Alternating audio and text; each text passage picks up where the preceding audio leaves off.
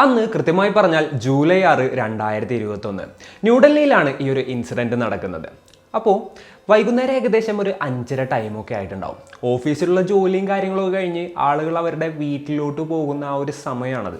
അത്യാവശ്യം നല്ല തിരക്കുള്ളൊരു ടൈമൊക്കെ ആയിരുന്നു. ആ ഒരു സമയത്ത് അവിടെ പാളം എന്ന് പറയുന്ന ഒരു സ്ഥലമുണ്ട്. അവിടെ ഒരു എയർഫോഴ്സിൻ്റെ ഓഫീസും കാര്യങ്ങളൊക്കെ ഉണ്ട്. അവിടെ അക്കൗണ്ടൻ്റായിട്ട് വർക്ക് ചെയ്തിരുന്ന ഒരാൾ ആളുടെ ജോലിയും കാര്യങ്ങളൊക്കെ കഴിഞ്ഞ് ഓഫീസിൽ നിന്ന് പുറത്തോട്ട് ഇറങ്ങിയിട്ട് വീട്ടിലോട്ട് പോകുമായിരുന്നു. ആളുടെ വീട് അവിടെ നിന്ന് കുറച്ച് അടുത്താണ്, അതായത് വാക്കബിൾ ഡിസ്റ്റൻസിൽ തന്നെയായിരുന്നു വീട് ഉണ്ടായിരുന്നത്. അങ്ങനെ ആൾ ഓരോന്ന് ആലോചിച്ചിട്ട് വീട് ലക്ഷ്യമാക്കി നടന്നു പോവുമായിരുന്നു. കൃഷ്ണകുമാർ സ്വരൂപ് എന്നായിരുന്നു ആളുടെ പേര്. 56 വയസ്സായിരുന്നു ആളുടെ പ്രായം. ആൾ വീട്ടിലോട്ട് നടക്കുന്നതിൻ്റെ ഇടയിൽ ഒരുപാടധികം ചിന്തകൾ ആളുടെ തലയിലൂടെ കടന്നു പോകുന്നുണ്ടായിരുന്നു. ഇനിയും കുറച്ച് വർഷങ്ങൾ കഴിഞ്ഞ് കഴിഞ്ഞിട്ടുണ്ടെങ്കിൽ താൻ റിട്ടയർ ആയി കഴിഞ്ഞ് കഴിഞ്ഞിട്ടുണ്ടെങ്കിൽ എന്ത് ചെയ്യും എന്നുള്ളതായിരുന്നു മെയിൻ ആയിട്ടുള്ള ഒരു തോട്ട്. അതേപോലെ തന്നെ ആളുടെ മകൻ്റെ ഭാവി എന്താവും, അതേപോലെ ഇനി തൻ്റെ ലൈഫ് എങ്ങനെയായിരിക്കും മുന്നോട്ട് പോവുക, അങ്ങനെയുള്ള ഒരുപാടധികം കാര്യങ്ങളൊക്കെ ആലോചിച്ചുകൊണ്ടായിരുന്നു ആൾ വീട്ടിലോട്ട് നടന്നു പോകുന്നുണ്ടായിരുന്നത്. അന്നത്തെ ദിവസം എന്നത്തെയും പോലെ സാധാരണ വഴിയിലൂടെ നടന്നു പോവാതെ ആൾ കുറച്ച് വളഞ്ഞിട്ടായിരുന്നു പോയിട്ടുണ്ടായിരുന്നത്. അതിനുള്ളൊരു കാരണം എന്താണെന്ന് വെച്ച് കഴിഞ്ഞിട്ടുണ്ടെങ്കിൽ വീട്ടിലോട്ട് കുറച്ച് സാധനങ്ങളൊക്കെ വാങ്ങാനുണ്ടായിരുന്നു. അങ്ങനെയാണ് ആൾ വേറെ റൂട്ടിലൂടെ വീട്ടിലോട്ട് പോയത്. പിന്നെ ഒരു കൃഷ്ണകുമാറിൻ്റെ കാര്യം പറയുകയാണെന്നുണ്ടെങ്കിൽ ഒരുപാട് നാളുകളായിട്ട് ആൾ എയർഫോഴ്സിൽ ജോലി ചെയ്തുകൊണ്ടിരുന്ന ഒരു ഉദ്യോഗസ്ഥനായതുകൊണ്ട് തന്നെ ഫൈനാൻഷ്യലി ഒക്കെ നല്ല സെറ്റിൽഡ് ആയിരുന്നു. ഇപ്പോൾ ആളെ തന്നെ രാജു നഗർ എന്ന് പറയുന്ന സ്ഥലത്ത് ആൾ സ്വന്തമായിട്ട് ലാൻഡ് വാങ്ങിയിട്ടൊക്കെ ആയിരുന്നു വീട് വെച്ചിട്ടുണ്ടായിരുന്നത്. അതും വലിയൊരു വീടായിരുന്നു, അതായത് 3 നില ഉണ്ടായിരുന്നു. അപ്പോൾ അതിലെ ഗ്രൗണ്ട് ഫ്ലോർ ആറ് വാടക കൊടുത്തേക്കായിരുന്നു. ഫസ്റ്റ് ഫ്ലോറിലായിരുന്നു ആളും ആളുടെ ഫാമിലിയും താമസിച്ചിരുന്നത്. അതേപോലെ തന്നെ മറ്റേ നിലയും വാടക കൊടുത്തേക്കായിരുന്നു. അപ്പോൾ അതിൽ നിന്നുള്ളൊരു വരുമാനവും ആളുടെ ഫാമിലിക്ക് ഉണ്ടായിരുന്നു കേട്ടോ. ബബിത എന്നായിരുന്നു ആളുടെ വൈഫിൻ്റെ പേര്. 52 വയസ്സായിരുന്നു അവരുടെ പ്രായം. അവരൊരു ഹൗസ് വൈഫായിരുന്നു. പിന്നെ അവർക്കൊരു മകനായിരുന്നു ഉണ്ടായിരുന്നത്. ഗൗരവ് എന്നായിരുന്നു ആ പയ്യൻ്റെ പേര്. 27 വയസ്സായിരുന്നു ആ പയ്യൻ്റെ പ്രായം. ഹൈദരാബാദുള്ള ഒരു IT കമ്പനിയിലായിരുന്നു ആ പയ്യൻ വർക്ക് ചെയ്തിരുന്നത്. എന്നാൽ ആ സമയത്ത് വർക്ക് ഫ്രം ഹോമും കാര്യങ്ങളൊക്കെ ആയിട്ട് വീട്ടിൽ തന്നെയായിരുന്നു കേട്ടോ ഉണ്ടായിരുന്നത്. അങ്ങനെ കൃഷ്ണകുമാർ ഓരോന്ന് ആലോചിച്ച് നടന്ന് വീടിൻ്റെ അവിടെ എത്തി. ആള് ഫസ്റ്റ് ഫ്ലോറിലോട്ടുള്ള സ്റ്റെപ്പ് ഇങ്ങനെ കയറുന്നതിൻ്റെ ഇടയിലാണ് ഗ്രൗണ്ട് ഫ്ലോറിലുള്ള വീട് ശ്രദ്ധിക്കുന്നത്. ആ വീട് പുറത്തുനിന്ന് ലോക്ക് ചെയ്തിട്ടുണ്ടായിരുന്നു. അപ്പോൾ ഗ്രൗണ്ട് ഫ്ലോറിലുള്ള തൻ്റെ ടെനൻസ് എവിടെ പോയി എന്നുള്ളൊരു തോട്ട് ആൾക്കുണ്ടായിരുന്നു. വൈഫിൻ്റെ അടുത്ത് പറഞ്ഞിട്ടുണ്ടാവും അവരെങ്ങോട്ടെങ്കിലും പോയതായിരിക്കും എന്നുള്ളൊരു തോട്ടിൽ ആൾ മുകളിലോട്ട് കയറുകയാണ്. മുകളിലെത്തിയപ്പോഴാണ് ഞെട്ടിക്കുന്ന മറ്റൊരു കാഴ്ച കാണുന്നത്. തൻ്റെ വീടിൻ്റെ ഫ്രണ്ട് ഡോർ തുറന്നു കിടക്കുകയായിരുന്നു. സാധാരണ ആ ഒരു സമയത്തൊന്നും ഡോറൊന്നും തുറന്നിടാറില്ല. ഇനിയിപ്പോൾ വൈഫ് എങ്ങാനും വല്ല പുറത്തോട്ട് പോയിട്ടുണ്ടോ താഴെങ്ങാനുണ്ടോ എന്നുള്ളത് ആൾ നോക്കുകയായിരുന്നു. വൈഫിൻ്റെ പേരും ആൾ ഉറക്കെ വിളിക്കുന്നുണ്ടായിരുന്നു. എന്നാൽ വൈഫിൻ്റെ അടുത്ത് നിന്ന് യാതൊരു റെസ്പോൺസ് ഉണ്ടായിരുന്നില്ല. ഇനി ഇതൊക്കെ തുറന്നിട്ടിട്ട് അവൾ അകത്തുണ്ടോ എന്ന് നോക്കുന്നതിന് വേണ്ടിയിട്ട് ആൾ നേരെ വീടിൻ്റെ അകത്തോട്ട് കയറി. ആ ഒരു അകത്തോട്ട് കയറിയപ്പോൾ തന്നെ എന്തൊക്കെയോ ഒരു പ്രത്യേകത, അല്ലാന്നുണ്ടെങ്കിൽ ഒരു വ്യത്യസ്തത ആൾക്ക് ഫീൽ ചെയ്യാണ്. അതായത് ഹാളിലും അതേപോലെ തന്നെ റൂമിലൊക്കെ ലൈറ്റും ഫാനൊക്കെ ഓൺ ആയിരുന്നു. പിന്നെ ഹാളിൽ ഉണ്ടായിരുന്ന TV സ്ലീപ്പ് മോഡിലായിരുന്നു ഉണ്ടായിരുന്നത്. പിന്നെ അവിടെ ഫുള്ള് അലങ്കോലായിരുന്നു. ആളുടെ റൂമിലൊക്കെ നോക്കുകയാണെന്നുണ്ടെങ്കിൽ ഫുൾ ഡ്രസ്സും സാധനങ്ങളൊക്കെ അവിടെ ഇവിടെ ഒക്കെ വലിച്ചു വരിയിട്ടിരിക്കുന്നു. അപ്പോൾ എന്തൊക്കെയോ ഇവിടെ നടന്നിട്ടുണ്ട് എന്നുള്ളൊരു പേടിയോട് കൂടിയിട്ട് ആള് ഭാര്യയുടെ പേര് വിളിച്ചും കയറി നേരെ തന്നെ പോയി നോക്കിയത് കിച്ചണിലോട്ടായിരുന്നു. അവിടെ എത്തി ആള് കണ്ട കാഴ്ച അതിഭീകരമായിരുന്നു. രക്തത്തിൽ കുളിച്ച് കിടക്കുന്ന തൻ്റെ ഭാര്യയായിരുന്നു ആള് കണ്ടത്. അത് കണ്ട് പേടിച്ച് തൻ്റെ മകൻ്റെ പേര് വിളിച്ച് കയറ്റി മകൻ്റെ മുറിയിലോട്ട് ആൾ ഓടിച്ചില്ലായിരുന്നു. അപ്പോഴാണ് സിമിലർ ആയിട്ടുള്ള കാഴ്ച അവിടെയും കാണുന്നത്. യെസ്, ആളുടെ മകനായിട്ടുള്ള ഗൗരവും തലക്കടിയായിട്ട് രക്തത്തിൽ കുളിച്ച് തറയിൽ വീണ് കിടക്കുന്ന ആ ഒരു കാഴ്ചയായിരുന്നു ആൾ കണ്ടത്. ഇത് രണ്ടും കൂടെ കണ്ടിട്ട് ആകെ പകച്ചുപോയ ആൾ ഒരു നിമിഷം എന്ത് ചെയ്യുമെന്ന് അറിയാതെ സ്റ്റക്കായിട്ട് നിൽക്കുകയായിരുന്നു. പെട്ടെന്ന് തന്നെ ആൾ നേരെ വീടിൻ്റെ പുറത്തോട്ട് ഇറങ്ങുകയായിരുന്നു. ഉടനെ തന്നെ അടുത്ത് പോലീസ് സ്റ്റേഷനിൽ വിവരം അറിയിക്കുകയും ചെയ്തു. വിവരമറിഞ്ഞ പോലീസുകാർ ഉടനെ തന്നെ അങ്ങോട്ട് എത്തുകയാണ്. അവർ ഒരു ക്രൈം സീനും കാര്യങ്ങളൊക്കെ കണ്ടു. ഡബിൾ മർഡറും കാര്യങ്ങളൊക്കെയാണ് നടന്നിരിക്കുന്നത്. ഉടനെ തന്നെ അവരുടെ ഹയർ ഓഫീസേഴ്സിനെയും മറ്റും വിവരമറിയിക്കുകയും ചെയ്തു. അപ്പോൾ അന്ന് യഥാർത്ഥത്തിൽ അവിടെ എന്താണ് സംഭവിച്ചത്? ഈ ഒരു എയർഫോഴ്സ് ഉദ്യോഗസ്ഥനായിട്ടുള്ള കൃഷ്ണകുമാറിൻ്റെ വീട്ടിലോട്ട് അതിക്രമിച്ച് കയറി ഇത്രത്തോളം ക്രൂരമായ രീതിയിൽ അവരെ കൊലപ്പെടുത്തിയത് ആരാണ്? പോലീസുകാരെങ്ങനെയൊക്കെയാണ് ഈ ഒരു കേസും കാര്യങ്ങളൊക്കെ അന്വേഷിച്ചത്? അപ്പോൾ ഇത്തരത്തിലുള്ള കാര്യങ്ങളൊക്കെയാണ് ഇന്നത്തെ വീഡിയോയിലൂടെ നമ്മൾ ചർച്ച ചെയ്യാനായിട്ട് പോകുന്നത്. Hello guys, welcome back to the channel. Razeen this side. അങ്ങനെ പോലീസുകാർ ഇൻവെസ്റ്റിഗേഷനും കാര്യങ്ങളൊക്കെ ആരംഭിച്ചു. അവർ നോക്കുമ്പോൾ വീട് കംപ്ലീറ്റ് ആയിട്ട് അലങ്കോലായിട്ട് കിടക്കുകയാണ്. കുറേ അലമാരയും കാര്യങ്ങളൊക്കെ കുത്തിപ്പൊളിച്ചിട്ടുണ്ട്. ഇതൊരു മോഷണ ശ്രമത്തിനിടയിൽ നടന്ന കൊലപാതകമായിരുന്നു എന്നുള്ളൊരു സംശയം അവർക്ക് ആദ്യം ഉണ്ടായിരുന്നു. പിന്നെ ആ ഒരു ക്രൈം സീനും കാര്യങ്ങളൊക്കെ കണ്ടപ്പോൾ ഈ ഒരു കില്ലർ ആദ്യം തന്നെ അടുക്കളയിൽ വർക്ക് ചെയ്തിരുന്ന ആ ഒരു സ്ത്രീയാണ് അറ്റാക്ക് ചെയ്തതെന്നും ആ ഒരു സൗണ്ട് കേട്ടോ എന്തോ ആ ഒരു പയ്യൻ ലാപ്ടോപ്പിൽ എന്തെങ്കിലും വർക്ക് ചെയ്തുകൊണ്ടിരിക്കുകയായിരിക്കാം. കാരണം ലാപ്ടോപ്പൊക്കെ ഓപ്പൺ ആയിരുന്നു. ആ പയ്യൻ ഇങ്ങനെ പുറത്തോട്ട് ഇറങ്ങുന്ന ആ ഒരു ടൈമിൽ തന്നെയാണ് കില്ലർ ആ പയ്യനെയും അറ്റാക്ക് ചെയ്തതെന്നും പോലീസിന് മനസ്സിലാക്കാനായിട്ട് സാധിച്ചു. അപ്പം ഇതിനോടൊക്കെ തന്നെ ഈ ഒരു ന്യൂസ് മീഡിയയിലോട്ട് എത്തുകയാണ്. അതായത് ഒരു എയർഫോഴ്സ് ഉദ്യോഗസ്ഥൻ്റെ വീട്ടിൽ ആളുടെ ഭാര്യയും മകനും കൊല്ലപ്പെട്ടു എന്നുള്ളൊരു വാർത്ത കാട്ടുതീ പോലെ പടർന്നു. അപ്പോൾ നല്ല രീതിയിൽ മീഡിയ പ്രഷറും കാര്യങ്ങളൊക്കെ ഉണ്ടാവുകയാണ്. അതേപോലെ തന്നെ ആ ഒരു സമയമായപ്പോഴത്തേനും ഹയർ ഓഫീസേഴ്സും കാര്യങ്ങളൊക്കെ സ്ഥലത്തോട്ടെത്തി അവർ നേരിട്ട് ആ ഒരു കേസും കാര്യങ്ങളൊക്കെ അന്വേഷിക്കാനും തുടങ്ങി. അപ്പോഴത്തേനും ഫോറൻസിക് ടീം ഉദ്യോഗസ്ഥരും മറ്റുമൊക്കെ എത്തിയിട്ട് തെളിവെടുക്കാനും തുടങ്ങിയിട്ടുണ്ടായിരുന്നു. പിന്നെ ഈ ഒരു ഹയർ ഓഫീസർ ആ ഒരു ക്രൈം സീനിലോട്ട് എത്തിയിട്ട് ആ ഒരു ക്രൈം സീൻ അനലൈസ് ചെയ്തപ്പോൾ അദ്ദേഹത്തിന് തോന്നിയൊരു കാര്യം എന്തായിരുന്നു എന്ന് വെച്ച് കഴിഞ്ഞിട്ടുണ്ടെന്നുണ്ടെങ്കിൽ ഇത് മോഷണത്തിന് വേണ്ടിയിട്ട് നടന്ന ഒരു കൊലപാതകമല്ല. അതായത് ആള് ആവശ്യമുള്ളതും ആവശ്യമില്ലാത്തതുമായിട്ടുള്ള കംപ്ലീറ്റ് അലമാരയും കുത്തിപ്പൊളിച്ചിങ്ങായിട്ടുള്ള ഡ്രസ്സും സാധനങ്ങളും അതും ഇതൊക്കെ അലങ്കോലാക്കി ഇട്ടിട്ടുണ്ടായിരുന്നു. അതേപോലെ തന്നെ ആ ഒരു ക്രൈം സീൻ കാണുമ്പോൾ ഒരു റോബറിക്ക് വേണ്ടിയിട്ട് ചെയ്തതാണെന്നുള്ളതിനെ കുറിച്ച് ഇങ്ങായിട്ട് ആൾക്ക് ചിന്തിക്കാനേ പറ്റുന്നുണ്ടായിരുന്നില്ല. അതേപോലെ തന്നെ ആ ഒരു വീട്ടിൽ നിന്ന് എന്തെങ്കിലുമൊക്കെ കാണാതായിട്ടുണ്ടോ എന്നുള്ളത് ഈ ഒരു കൃഷ്ണകുമാറിൻ്റെ അടുത്ത് ചോദിച്ചപ്പോൾ ആള് അത്തരത്തിലൊന്നും കാണാതായിട്ടില്ല എന്നുള്ള തരത്തിലായിരുന്നു പോലീസ് ഉദ്യോഗസ്ഥരുടെ അടുത്ത് മറുപടി പറഞ്ഞത്. അതേപോലെ തന്നെ ഈ കൊല്ലപ്പെട്ട സ്ത്രീയുടെ ദേഹത്തുണ്ടായിരുന്ന ഗോൾഡ് ചെയിനും അതേപോലെ തന്നെ മോതിരവും വളയും ഒന്നും എടുത്തിട്ടുണ്ടായിരുന്നില്ല. അവരുടെ അലമാരിയിൽ ഉണ്ടായിരുന്ന 15,000 രൂപ എടുത്തിട്ടുണ്ടായിരുന്നില്ല. അതേപോലെ തന്നെ വേറെയും ഗോൾഡ് ഉണ്ടായിരുന്നു, അതും എടുത്തിട്ടുണ്ടായിരുന്നില്ല. പിന്നെ ആകെപ്പാടെ കുറച്ച് സിൽവർ കോയിൻസ് മാത്രമായിരുന്നു ഇത്തിരി ഡിസ്പ്ലേസ്ഡ് ആയിട്ടുണ്ടായിരുന്നത്. എന്നാൽ അതൊന്നും മോഷണമൊന്നും പോയിട്ടുണ്ടായിരുന്നില്ല. സോ ഇവരെ നന്നായിട്ട് അറിയുന്ന, അതേപോലെ തന്നെ എന്താ പറയുക, ഇവരോട് അത്രയും വൈരാഗ്യമുള്ള ആരോ ആണ് ഇത്തരത്തിലുള്ളൊരു കൊലപാതകം ചെയ്തതെന്നുള്ളത് പോലീസ് ഉദ്യോഗസ്ഥന് തീർച്ചയായും. അതേപോലെ തന്നെ ഫോറൻസിക് ഉദ്യോഗസ്ഥരും മറ്റൊക്കെ നോക്കുന്ന സമയത്തും ഈ ഒരു വീട്ടിലോട്ട് ഫോഴ്സ്ഡ് ആയിട്ടുള്ള എൻട്രി നടന്നതിൻ്റെ യാതൊരു ലക്ഷണങ്ങളും കാണുന്നുണ്ടായിരുന്നില്ല. സോ ഇവർ തന്നെയാണ് ആ ഒരു കൊലപാതകയെ വാതിൽ തുറന്നു കൊടുത്ത് അകത്തോട്ട് കയറ്റിയതെന്നും പോലീസിന് അതിൽ നിന്നും തീർച്ചയാവുകയാണ്. അങ്ങനെ പോലീസുകാർ ഒരു വീടും കാര്യങ്ങളൊക്കെ പരിശോധിക്കുന്നതിൻ്റെ ഇടയിൽ ഒരു ബക്കറ്റ് അവരുടെ ശ്രദ്ധയിൽപ്പെടുകയാണ്. ആ ബക്കറ്റിൽ നിറച്ച് വെള്ളവും കാര്യങ്ങളൊക്കെ ഉണ്ടായിരുന്നു, ഇത്തിരി കലങ്ങിയിരിക്കുകയായിരുന്നു. അങ്ങനെ ആ ഒരു വെള്ളം ക്ലിയർ ചെയ്ത് നോക്കിയപ്പോൾ ബക്കറ്റിൻ്റെ ഉള്ളിൽ നിന്നും ഒരു ഡമ്പൽ അവർക്ക് ലഭിക്കുകയാണ്. ഡമ്പലിൻ്റെ മുകളിൽ ചെറിയ ബ്ലഡ് സ്റ്റെയിൻസും കാര്യങ്ങളൊക്കെ ഉണ്ടായിരുന്നു. പിന്നെ ഈ രണ്ടുപേരുടെയും തലക്കെന്തോ ശക്തമായിട്ട് അടിച്ചിട്ടായിരുന്നല്ലോ കൊലപ്പെടുത്തിയത്. അപ്പോൾ ആ ഒരു ഡമ്പൽ തന്നെയായിരിക്കും മർഡർ വെപ്പൺ എന്നുള്ള കാര്യം പോലീസിന് അതിൽ നിന്നും മനസ്സിലാക്കാനും സാധിച്ചു. അതുപോലെ തന്നെ വളരെ ചുരുങ്ങിയ സമയത്തിനുള്ളിലാണ് ഈ ഒരു 2 മർഡറും ആൾ നടത്തിയതെന്നുള്ളതും പോലീസിന് മനസ്സിലാക്കാനായിട്ട് സാധിച്ചിട്ടുണ്ടായിരുന്നു. അതായത് ഞാൻ നേരത്തെ പറഞ്ഞതുപോലെ തന്നെ ആ ബോഡിയുടെ പൊസിഷനും കാര്യങ്ങളൊക്കെ വെച്ചിങ്ങായിട്ട് ആദ്യത്തെ ആ ഒരു അറ്റാക്ക് നടന്നത് കിച്ചണിലാണെന്നും ആ ഒരു സൗണ്ട് കേട്ട് ആ പയ്യൻ എഴുന്നേറ്റ് റൂമിൻ്റെ ഉള്ളിൽ നിന്ന് പുറത്തിറങ്ങുന്നതിന് മുൻപ് തന്നെ ആ ഒരു പയ്യനെ അറ്റാക്ക് ചെയ്യുന്നെന്നും പോലീസിന് മനസ്സിലാക്കാനായിട്ട് സാധിച്ചു. അതേപോലെ തന്നെ ഫുള്ള് ബ്ലഡ് അവിടെ ഇവിടെ ഒക്കെ തെറിച്ചിട്ടും ഉണ്ടായിരുന്നു. അപ്പോൾ വളരെ ബ്രൂട്ടലായിട്ട് വളരെ ക്വിക്കായിട്ടാണ് ആ ഒരു അറ്റാക്ക് നടന്നതെന്നുള്ളത് പോലീസിന് അതിൽ നിന്നും തീർച്ചയാവുകയാണ്. പിന്നെ ഈ ഒരു കേസിൽ ആദ്യമായിട്ട് പോലീസുകാർ ക്വസ്റ്റ്യൻ ചെയ്ത് കൃഷ്ണകുമാറിനെ ആയിരുന്നു. കാരണം ആളായിരുന്നു ആ ഒരു ക്രൈം സീൻ ആദ്യം തന്നെ കണ്ടത്. പിന്നെ ആൾ തന്നെ ഇത് നടത്തിയിട്ട് വല്ല ഡ്രാമ കളിക്കുന്നതാണോ എന്നുള്ളൊരു സംശയവും പോലീസിനുണ്ടായിരുന്നു. ഇങ്ങനെയുള്ള കേസുകളിൽ കുറേ അവർ കണ്ട കേസുകളിൽ വെച്ച് നോക്കുകയെന്നുണ്ടെന്നുണ്ടെങ്കിൽ ഇത്തരത്തിൽ വീട്ടുകാർ തന്നെ എന്തെങ്കിലുമൊക്കെ പരിപാടി ഒപ്പിച്ചിട്ട് പോലീസിനെ ഡൈവേർട്ട് ചെയ്യുന്നതിന് വേണ്ടിയിട്ട് അവരെ വിവരം അറിയിക്കുന്നതും അതേപോലെ തന്നെയുള്ള ഒരുപാടധികം കേസുകളും കാര്യങ്ങളൊക്കെ അവർ കണ്ടിട്ടുണ്ടാവുമല്ലോ. അപ്പോൾ ഈ ഒരു കൃഷ്ണകുമാർ ഇതിൻ്റെ ഉള്ളിൽ ഇൻവോൾവ് ആണോ എന്ന് നോക്കുന്നതിന് വേണ്ടിയിട്ട് ആളുടെ അന്നത്തെ ദിവസത്തെ പരിപാടികൾ കാര്യങ്ങളൊക്കെ പോലീസുകാർ പരിശോധിക്കുകയാണ്. എന്നാൽ ആൾ പറഞ്ഞത് മുഴുവൻ സത്യമാണെന്നായിരുന്നു പോലീസിന് മനസ്സിലാക്കാനായിട്ട് സാധിച്ചത്. അതായത് ആളുടെ ഓഫീസിലത്തെ CCTV മറ്റൊക്കെ പരിശോധിച്ചപ്പോൾ അന്ന് ഈവനിങ് വരെ ആൾ അവിടെ നിൽക്കുന്നുണ്ടായിരുന്നു, വർക്ക് ചെയ്യുന്നുണ്ടായിരുന്നു. അതിനുശേഷം ആൾ പുറത്തിറങ്ങുന്നതിൻ്റെ വിഷ്വലുണ്ട്. അതേപോലെ തന്നെ എന്താ പറയുക, ആൾ നടന്നു പോയിരുന്ന ആ ഒരു റൂട്ടും കാര്യങ്ങളിലൊക്കെ ചെന്ന് അന്വേഷിച്ചപ്പോൾ അന്നത്തെ ദിവസം ആൾ അതിൽ കൂടെ ഒക്കെ പോയിട്ടുണ്ടെന്നുള്ളതൊക്കെ പോലീസിന് മനസ്സിലാക്കാനായിട്ട് സാധിച്ചിട്ടുണ്ടായിരുന്നു കേട്ടോ. അപ്പോൾ ആ ഒരു കേസിനും കൃഷ്ണകുമാറിനും തമ്മിൽ യാതൊരു ബന്ധവുമില്ല എന്നുള്ളത് പോലീസ് ഉദ്യോഗസ്ഥർ തീർച്ചപ്പെടുത്തുകയാണ്. പിന്നെ പോലീസുകാർ നോക്കുമ്പോൾ ആ ഒരു വീട്ടിൽ CCTVയും കാര്യങ്ങളൊക്കെ ഉണ്ടായിരുന്നു. അങ്ങനെ കൃഷ്ണകുമാറിൻ്റെ അടുത്ത് ആ ഒരു CCTV വിഷ്വൽസിൻ്റെ റെക്കോർഡിങ്സും കാര്യങ്ങളൊക്കെ ചോദിക്കുകയാണ്. അപ്പോൾ ആൾ DVR ഒക്കെ വെച്ചിരുന്ന ആ ഒരു റൂമിലോട്ട് പോലീസ് ഉദ്യോഗസ്ഥരെയും കൊണ്ട് പോവുകയാണ്. അപ്പോഴാണ് ഞെട്ടിക്കുന്ന മറ്റൊരു കാഴ്ച കാണുന്നത്. കറക്റ്റായിട്ട് ആ റെക്കോർഡ് ചെയ്യുന്ന സംഭവങ്ങളും കാര്യങ്ങളൊക്കെ അവിടെ നിന്ന് എന്താ പറയുക ഈ ഒരു കില്ലർ എടുത്തുകൊണ്ട് പോയിട്ടുണ്ടായിരുന്നു. അപ്പോൾ പോലീസിന് വീണ്ടും തീർച്ചയായി ആ ഒരു വീടിനെ കുറിച്ചും വീട്ടുകാരെ കുറിച്ചും ഈവൻ ആ ഒരു DVRും കാര്യങ്ങളൊക്കെ എവിടെയാണ് ഇരിക്കുന്നതിനെ കുറിച്ചിട്ടൊക്കെ നല്ല ധാരണയുള്ള ഒരാൾ തന്നെയായിരിക്കും ഈ ഒരു മർഡർ നടത്തിയെന്നുള്ളത്. പിന്നെ ആ ഏരിയയുടെ ഒരു കാര്യം പറയുകയാണെന്നുണ്ടെങ്കിൽ അതൊരു റെസിഡൻഷ്യൽ ഏരിയ ആയിരുന്നു. അതേപോലെ തന്നെ ഒരുപാടധികം വീടുകളിലും മറ്റൊക്കെ CCTV ഒക്കെ ഉണ്ടായിരുന്നു. അങ്ങനെ ഒരു ടീം ഓഫ് പോലീസുകാരെ CCTV വിഷ്വൽസും കാര്യങ്ങളൊക്കെ അനലൈസ് ചെയ്യുന്നതിന് വേണ്ടിയിട്ട് പോലീസ് ഉദ്യോഗസ്ഥരെ നിയമിക്കുകയാണ്. അതേപോലെ തന്നെ ഒരു ബോഡിയും കാര്യങ്ങളൊക്കെ റിക്കവർ ചെയ്തിട്ട് ഓട്ടോപ്സിക്കായിട്ട് ഹോസ്പിറ്റലിലോട്ട് അയക്കുകയും ചെയ്തു. അപ്പോൾ അതിൻ്റെ ഒപ്പം തന്നെ പോലീസിന് മറ്റൊരു സംശയം ഉണ്ടായിരുന്നു. എന്തായിരുന്നു എന്ന് വെച്ച് കഴിഞ്ഞിട്ടുണ്ടെന്നുണ്ടെങ്കിൽ ഗ്രൗണ്ട് ഫ്ലോറിലുള്ള ആൾക്കാർ എവിടെ പോയി എന്നുള്ളതിനെ കുറിച്ചായിരുന്നു. അങ്ങനെ അവരെ കോൺടാക്ട് ചെയ്ത് നോക്കുന്ന സമയത്ത് അവരന്നത്തെ ദിവസം ഫാമിലിയായിട്ട് ഒരു ട്രിപ്പ് പോയതാണെന്നുള്ളത് പോലീസിന് മനസ്സിലാക്കാനായിട്ട് സാധിച്ചു. അപ്പോൾ അവരെങ്ങാനും ഈ ഒരു മർഡർ നടത്തിയിട്ട് ട്രിപ്പ് എന്ന് പറഞ്ഞു കഴിഞ്ഞാൽ മുങ്ങിയതാണോ എന്നുള്ളൊരു സംശയം പോലീസിന് ഉണ്ടാവുകയാണ്. അങ്ങനെ അവർ പോയ ടൈം അതേപോലുള്ള കാര്യങ്ങൾ ബാക്കി ഡീറ്റെയിൽസ് എല്ലാം തന്നെ പോലീസുകാർ ക്രോസ് വെരിഫൈ ചെയ്ത് നോക്കിയപ്പോൾ അവർക്കും ഈ ഒരു മർഡറിനും തമ്മിലും യാതൊരു ബന്ധവും ഇല്ല എന്നുള്ളൊരു നിഗമനത്തിലോട്ട് തന്നെയായിരുന്നു പോലീസ് ഉദ്യോഗസ്ഥരെത്തിയത്.